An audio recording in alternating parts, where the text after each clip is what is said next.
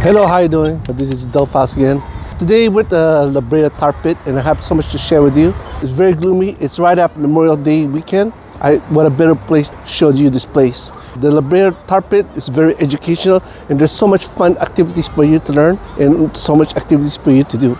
Also, if you want to go inside, you don't have to because there's not so much to see out here, but I highly recommend you come inside the museum. It's very interesting. Schools from all over the elementary came to visit just to see this place, and it's very amazing. I see people of all ages enjoying this place so much.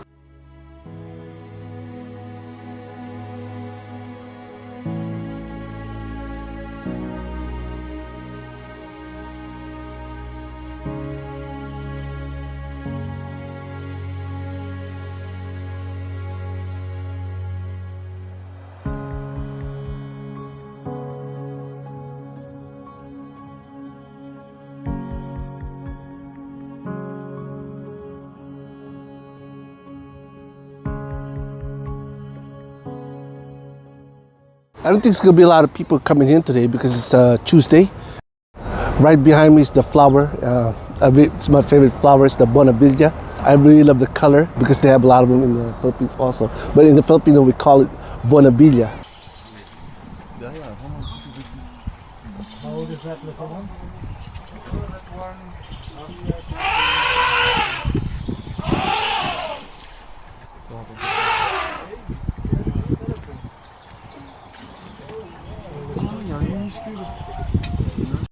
If you are here, you could really smell this tarp. Very strong smell. This will take you a little bit of a history, the mammoth times. We're going to use our imagination how the mammoth survived and how they died and how they became extinct of all these animals. The original owner of the La Brea Tarpit was Allen Hancock, and in 1916 he donated a piece of land to Los Angeles. Who would guess the Tarpit would link the portion of the ancient creatures such as the great mammoth, dire wolf, and the saber-toothed tiger? Today, paleontologists can share the discovery with people of all ages. Someone asked me if the La Brea has upgraded. I believe yes, because the building had unique sculptures. The sky rises in Los Angeles with GUI in the middle of the museum was responsible for 1.8 million fossils. If you are here, you could really smell this tarp. Very strong smell. We're going to use our imagination how the mammoth survived and how they died and how they became extinct of all these animals. The Pleistocene garden had exotic plants that existed today from the Ice Age. I had to take some time to appreciate the landscape for people to see. Kids were active in the area to play for fun. Most of all, it feels safe to be present. The outdoors had many statues to take pictures with, to share on Facebook and Instagram. If you are ever at the La Brea Tarpit, I highly recommend you see the 3D show that they have here for like 29 minutes because you could learn a lot from how the mammoth became extinct. There's so much to learn over here. It costs like $6 as you enter, but you have to use a credit card. You can't use cash. They will not allow you to use cash. You have to use a credit card.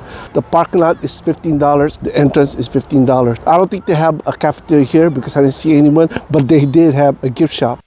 One of the viewers mentioned The Volcano, starring Tommy Lee Jones. The film was about burning lava pouring across the Wilshire Boulevard.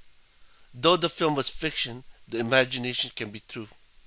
The scientist has been comparing the specimen to the modern day insect. The tarpit is a gold mine to dissect all the dead animals to make them come back to life by puzzling all the fossils together. Whenever I visit the museum, I like to look at the souvenir, the gift shop, keep it for myself, for years to come. Let me show you around with the gift shop and the stuff that they have to offer to you.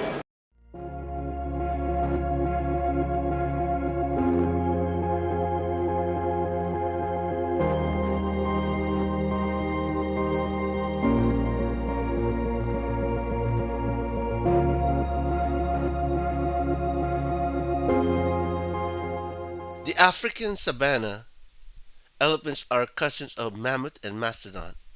Humans already existed when savanna elephants roamed the earth. As our ancestor grew in population, it led to close to extinction. The zoologist ranger is working hard to nurture these animals. The scientists were still studying when they existed. The theory is they lived 2 million years ago. Just imagine get close to elephants. That's scary. That's a really big head. If you ask me, it's a big elephant. I could barely fit it in my camera. Moritarium had small snout. The trunk evolved through the years. They usually live in fresh water. The appearance looks a lot like hippo. For a woolly mammoth, Yuba appears surprisingly hairless. And this is because most of the hair fell off as they lay on the wet mud after death. The body was well preserved. The intestines showed the diet of this creature: milk from her mother, plants, algae from water. This place is exciting. There's also, you could learn a lot from this place. All the mammoths they had 37 million years ago. And I really love coming to these places. Let's continue some more looks around some areas over here. The western horse is a beautiful creature. Sadly, these horses are extinct, and the legs were long enough to outrun predators.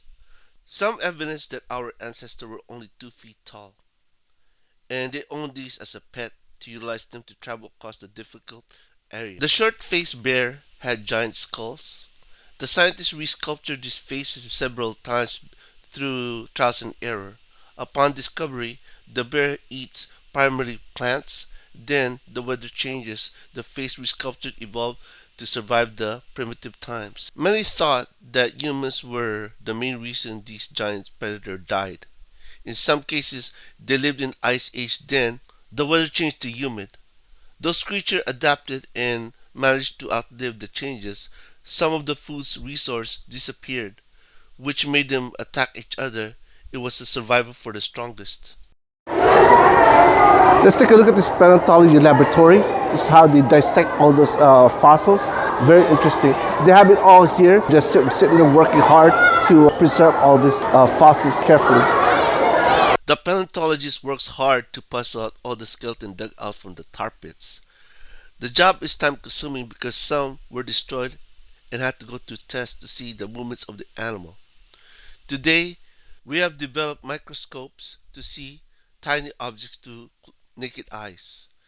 The mission is the diet, to discover the extinction, because who knows, the bacteria made them sick. And there was no way for them to get cured. They utilized tools such as shovels, chisel, hammer to remove stubborn rocks in the area. The giant bears stood 12 feet high. They were aggressive and strong enough to attack the great mammoth. They could have eaten plants, meat as per the present bear today. The people were stunned by the size of the bear as it stood on its feet. That bear is really tall. It looks very aggressive. Thank God it's tough now. I wouldn't want to be close to that bear, you know what I mean? The dire wolf's remaining skeleton found, 404 specimen. They attack the victims in groups. These animals are territorial. They once managed to dominate other animals. The population grew because they set up teams to destroy any giant predators. The Columbian mammoth is the most common. The creature echoed from Canada to mid-North America. They normally traveled in groups. The height of this creature is 17 feet and the weight is around 17,000 pounds. The main enemies are the dire wolves and the saber-toothed tiger. I was fascinated with the horn. Just imagine if they get angry and decide to get aggressive on the target. I guarantee it would not have a chance to survive. I remember when I lived in Brea, they had a camel farm. Before, I didn't take no pictures. I wasn't really into pictures yet. At least we get to see the fossils of the camels. The museum associates modern camel with the desert African and the Middle East, but they roamed in North America long before. As early as 45 million years ago, camel's fossils are rare to date. The remains of the 36 have been found in Brea Tarpits. It is difficult to tell everything about the animal based solely on a fossil, but the tall backbone suggests that these camels had only one hump. In the middle of the building, they have rainforest. We're going to go take a look at it so we could get a closer shot of the nature. With the weather being gloomy right now, it's very interesting to go outside and just enjoy the breeze.